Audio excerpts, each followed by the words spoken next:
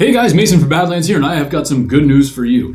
Everybody was worried about the Rize being gone because the rail disappeared, and then the Rize came along, and then the Rize Max came along, and then all of a sudden they vanished overnight. And it was like, Dye, what are you doing to us? Like, why would you take away such a sweet little gun? Well, guess what? Dye had something in their back pocket for you, and this is it right here. It's the latest edition of the Rize. It is the CZR, or CZR, as I'm sure you Yankees would love me to say. But here it is, and we're going to take a good look at it. So, let's go.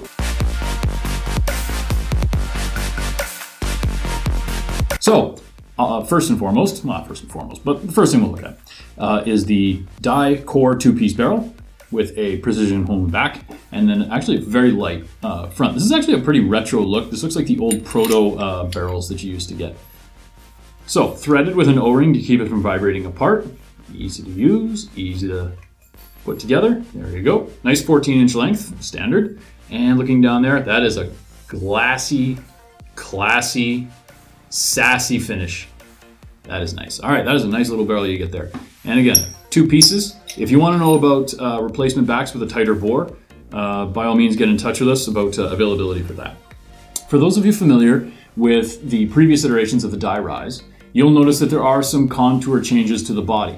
It's more squared off here at the front as well as under here. It's not as contoured, but that does also give it a little bit more rigid feeling, and it gives you more to grip onto here at the front. There's more usable space here, where before it was just a sort of a curve out and you couldn't really lock your fingers in there. This way you can get right on here. One thing you're also going to notice is the lever locking feed neck up here. Dye has always put a clamping feed neck on the Proto and the Dye Rize platforms. However, now they've gone with a full-on lever lock here. So that's a nice feature. It'll allow you to easily adjust the tension on your hopper depending on which one you're using, be it an electronic, or if you just you're shooting slow and you want to run a Primo or something on there like that.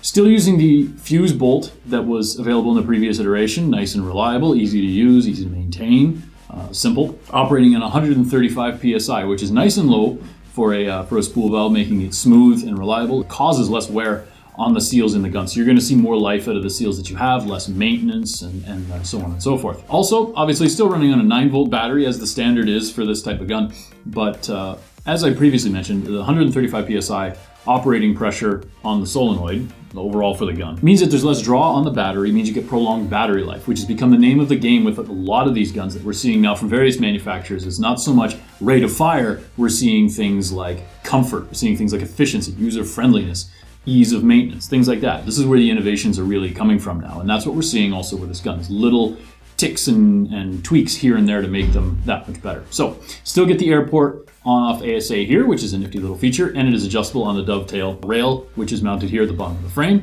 Ultralight frame, hourglass shaped, which is really nice. These are actually some of the most comfortable frames on an Electro, I think, that exist. And the standard trigger here, which is replaceable should you be able to find a compatible replacement. You can get the older style reach triggers and drop them in if you have long gangly fingers like me. Type 3 regulator right here in the front, reliable as always, consistent as always, and ready to just rock with this gun. This is a good marker for entry level. This is a good backup marker. This is a good mid-range gun because you are still using top-end technology in an affordable package here, and now you get a two-piece barrel with it, as well as a lever locking feed neck. So it just they just keep making this better and better, and trying to keep it priced as reasonably and affordably as possible. This is one of 3 color schemes in the CZR that we are carrying. So black and gray is this one. Available also is red and black, so red body, black accents, or black lime. Black body just like this, but with lime accents, also very cool.